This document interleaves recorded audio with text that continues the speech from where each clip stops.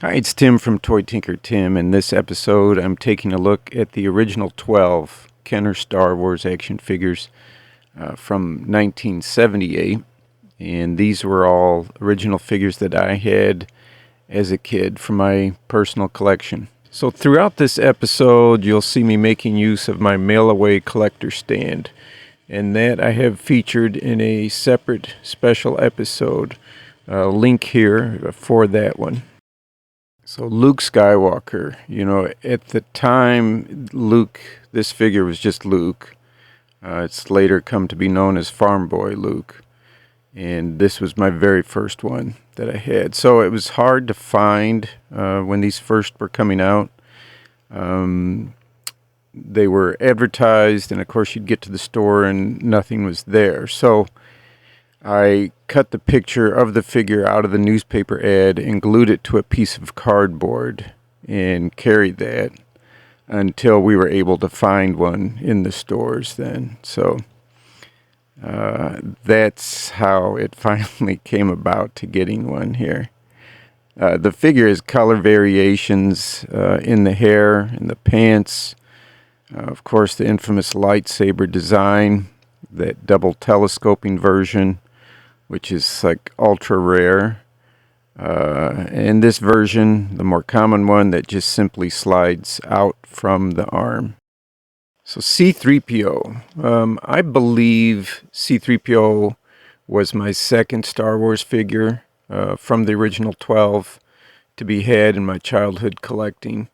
Living in the Chicagoland area as a kid, PBS had aired a version of the Fritz Lang 1927 Metropolis, and through that I discovered my love for robots. C-3PO's elements being reminiscent to the robot in the movie was not missed on by me, even as a kid. So about the only thing I can find on different values or types of this figure are going to be on how good his gold-colored finish has held up over these years.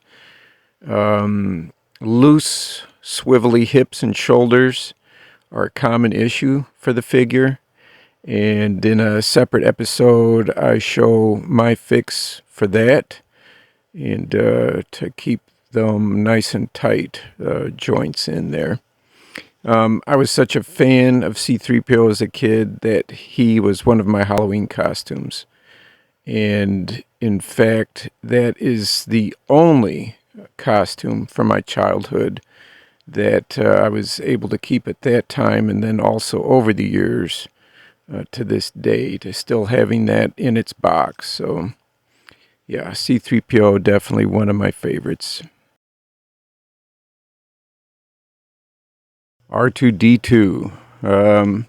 It's funny on the packaging how they worded it, spelling it out phonetically, and how everybody just comes to know him now as the letter number combination of R2-D2. But there were some variations. The earlier figures had a darker blue dome, the chromed area, and more standard figures came in like a lighter blue paint on that chrome dome there of his head there.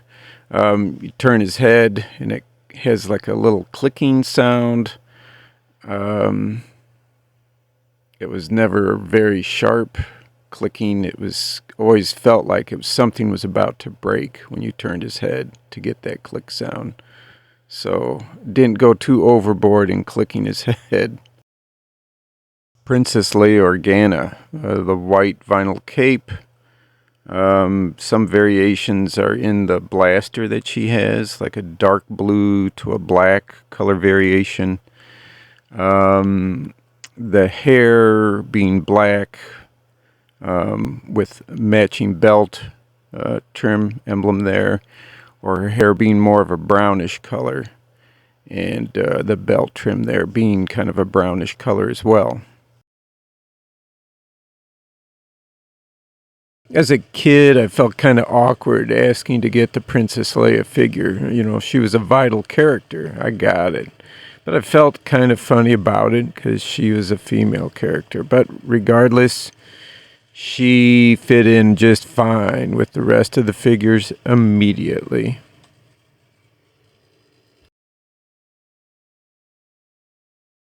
Chewbacca. All these figures have limited articulation, but it was kind of cool, his design, the whole character is. So some of the variations for these are the pouch being kind of a brown or more of a greenish kind of a color. His weapon, the bowcaster, being in a kind of a lighter blue, bluish black color, and darker blue-black color there as well. Han Solo, again. This figure has some different production variations. There are the small or large head versions. This figure here that I have in my collection from as a kid is with the large head type. You get into the type of paint that was used for the hair and the trim, the face features being a darker brown to a lighter brown, the head being molded in with a lighter pink tone, hands painted with a lighter, darker pink. The legs, I guess, were molded in black, and apparently some were in white, but painted black. I've not seen that, but that's what I'm finding. And his blaster, like the other weapons there that they have, the common things, some are molded in more of like a darkish blue plastic to a more solid black looking plastic. So you've got that variation.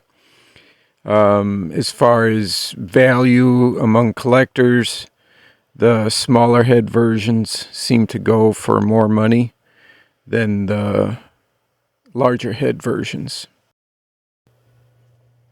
Obi-Wan Kenobi here. I think he just went by Obi-Wan, but everybody knows it has been Kenobi here. So his brown vinyl cape was like a standard thing. Again, very ultra rare.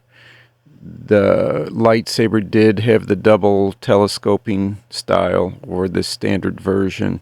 And I don't know why his, but that tip of that lightsaber seems to be a common thing that's broken off. I don't know, maybe the pigmenting, the plastic, something else there going on. Hair was in a gray color or the white. And thing that was always kind of odd to me is how he has no ears, and there's no there's no hair around the ears. It's just there's no ears sculpted in. It's just hair on the side of his head, and I don't know. It was something that just always bothered me as a kid. Of why did they make it like that? But I'm sure it was production. It's easier, less masking and whatnot to paint that if you could just do it one color solid like that.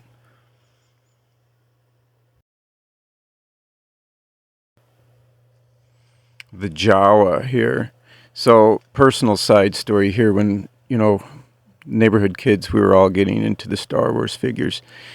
Neighbor of mine, went after I got my Jawa, and we were getting together to play Star Wars figures, and they had a Jawa with a vinyl cape, and mine had this cloth cape, and he wanted to trade me because he thought the cloth cape was a lot cooler, and honestly, I did too. I thought the cloth was better than the vinyl cape, so I was like, yeah, no, that's okay. I'm just gonna keep mine.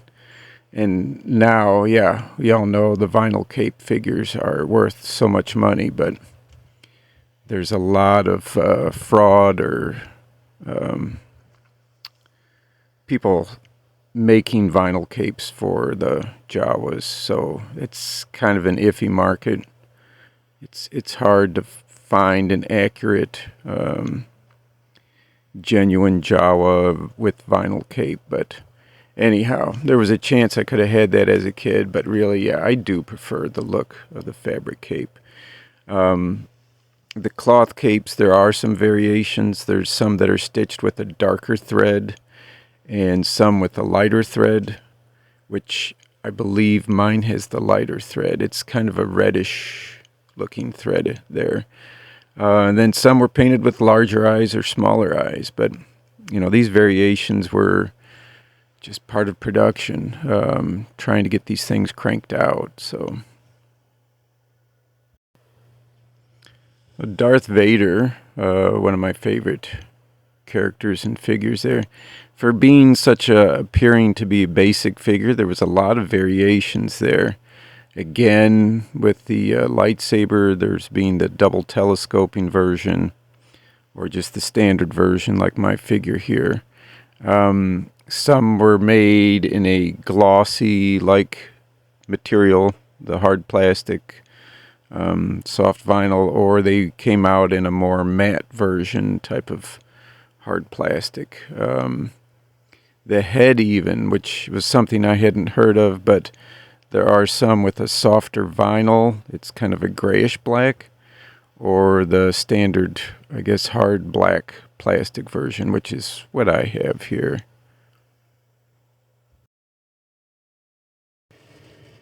It seems like the bad guys here, especially in Star Wars, have some of the coolest costumes in the movies or in the series. They were all really great designs.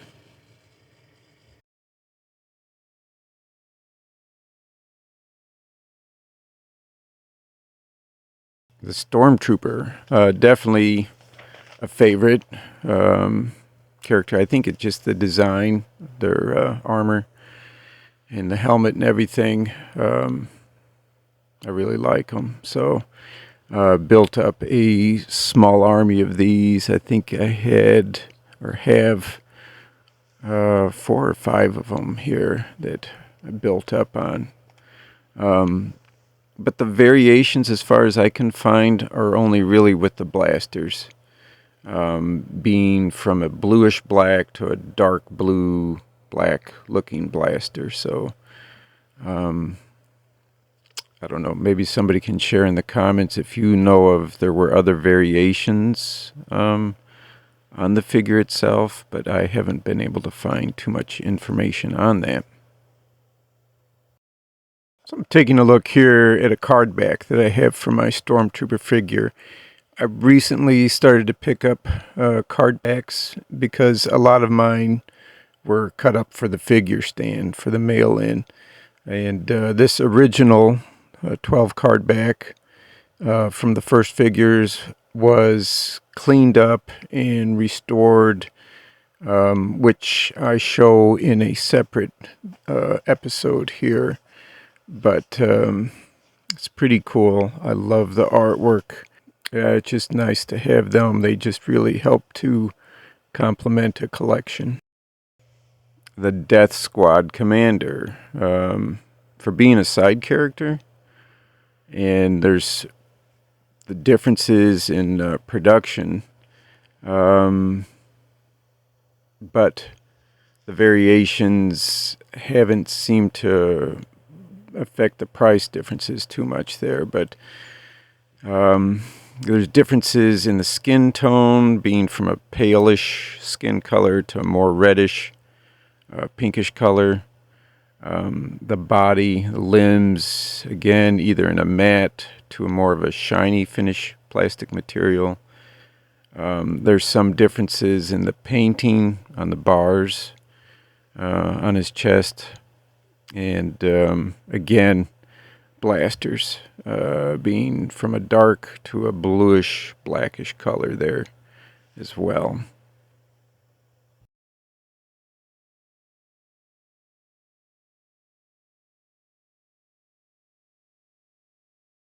Sand People. So to me as a kid, this was one of the scariest figures because I think of how he suddenly just pops up on the screen in front of Luke on Tatooine. Just kind of scared the bejeebies out of me. And then, yeah, you can't tell what it is. It's all wrapped up and these tubes sticking out of the face. And yeah, it was just kind of horrifying as a small kid. So anyhow, variations on these figures, these face tubes. Some of them had the hollow tip tubes that were coming out, or solid, like this one here. The figure that I have is the solid. So the hollow tip is a little more harder to find variation there. And then the paint on the figure can differ from lighter brown to dark brown accents and trim on the figure. So there's that one. It's actually pretty good detail work, you know, considering the sculpting at the time that these were all made. Strictly hand done, no scans or 3D modeling involved in the character production or the accessories. It's just nice skill and talent.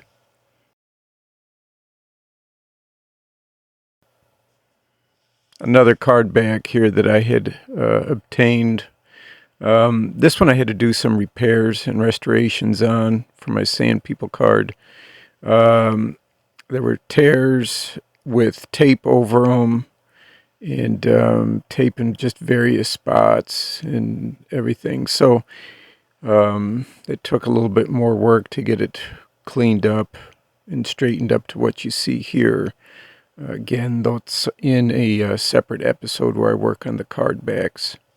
These rigid plastic sleeve protectors are something I would recommend to keep any of your paper items, you know, card backs, instructions, whatever, mail-in forms, things that complement your collections, just to keep them safe and protected. It's a good investment. And that's my look at the Kenner Original 12 Star Wars figures here. I know in this episode you've heard me say quite often on a number of the figures that they're a favorite or they are my favorite. And honestly, I do have a lot of favorite figures from the line, but I can't lie on that one. They are cool and they are special to me. So hope you enjoyed it. Some of the facts in there, backgrounds on color variations and whatnot on the figures. And be sure to subscribe, share it. And there's also the option for behind the scenes membership if that's something you're interested in.